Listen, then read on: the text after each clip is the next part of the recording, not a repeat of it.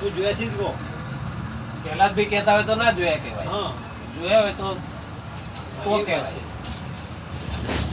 અને હું કહેતા હોય તો જોયા નહીં. તો જોયા ને આને હું કહેતા હોય આ ખબર નહીં પડતી. બરાબર. કે તમે ઇન્દ્રિયો કહેતા હો કે હું તમે નાખો આંખ આંખનું કામ કરે, પગ પગનું કામ કરે. કે તમે હું ચાલ્યો, તમે જ્યારે પગ ચાલે, પગ ચાલે.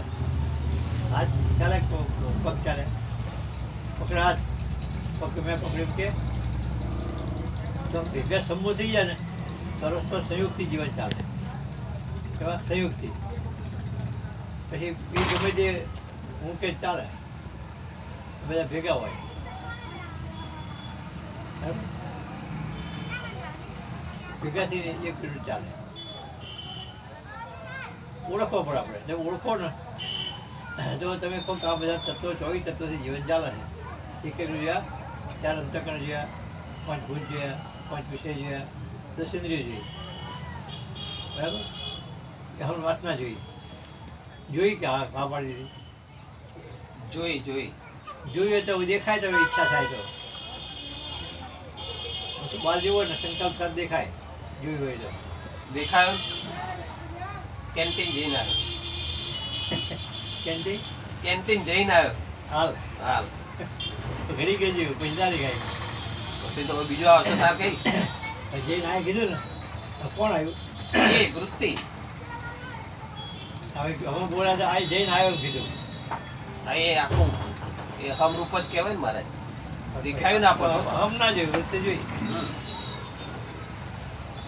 વૃત્તિ જઈ અને અમે પોતા કોણ કે હું જઈને આવ્યો. હા જોઈને જોયું તું કે હમ જઈને આવ્યું એમ સમજ્યું હતું.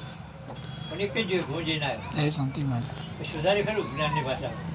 સાંભળો આપણે સુધારે કે આ જ્ઞાન છે ને આત્માનો વિચાર છે એટલે વિચાર કહી દીધો તો વિચાર ઓળખતા નથી. વિચારને ઓળખતા નથી.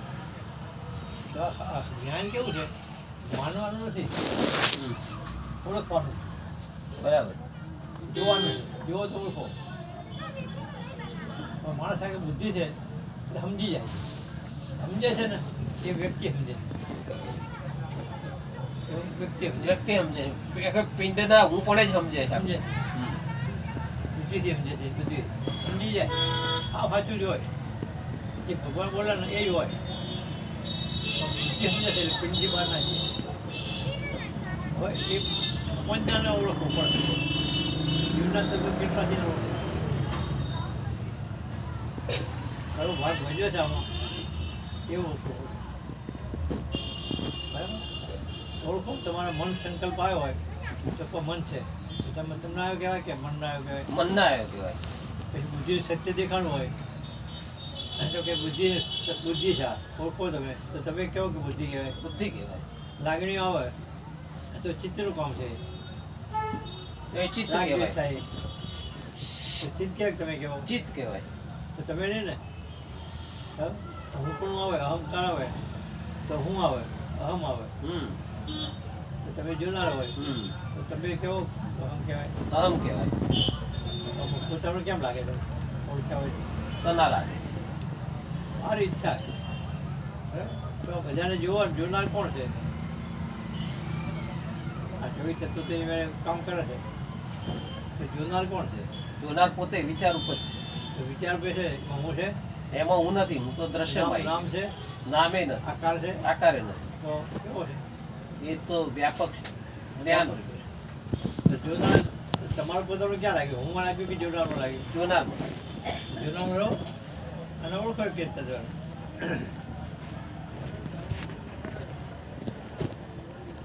તો ભેગા થઈને રાગ દ્વેષ થાય તો ભેગા થઈ જાય. બરાબર ભેગા થયા પણ શેમાં થયું? તો એ પિંડમાં જ થયું. પીઠમાં થયું. બરાબર? બુદ્ધિ છે તો આપણે સમજ્યા. બુદ્ધિ ના હોય તો બુદ્ધિ ના હોય તો સમજી ના કહે. ચિત્ત છે કે આપણે એકબીજા સંબંધો જ્યારે પ્રેમ રાખ્યો તો એ રાગ દ્વેષ તો મારે તો બુદ્ધિ વગર તો પછી આ જ્ઞાને પરાધીન થઈ જાય એવું થયું હતું. તારાથી થઈ જાય ને. આ સાધનનો ઉપયોગ કરીને શીખાય. રામે રાવણને શી જ માર્યો? આમ સાધનનો ઉપયોગ કરીને જ માર્યો. વાંદરાનો ઉપયોગ કર્યો. હા હા, તો વાંદરા કોણ હતા? અંતઃકરણ. અંતકરણ હતા. ઇન્દ્રિયો અંતકરણ હતા. એ શેના હતા? તો સાધનનો ઉપયોગ કરીને જ્ઞાન થાય, એ સિવાય ના થાય. એટલે તો કીધું માયા મોક્ષ જાય નહીં. હમ. તો પરમાત્માએ તમને આ સાધનો વાપરમાં આપ્યા છે મુક્ત રીતે વિચારવા માટે. એટલે પિંડ પેલા રાજા પરપેશ કર્યો અને ગાડી બેસી જાય. હું પણ બેસી ગયો ગાડીમાં. આ તો કરતા છે, હું કરતા જોઉં છું કે હું બેસી ગયો. પૂછ્યું નહીં.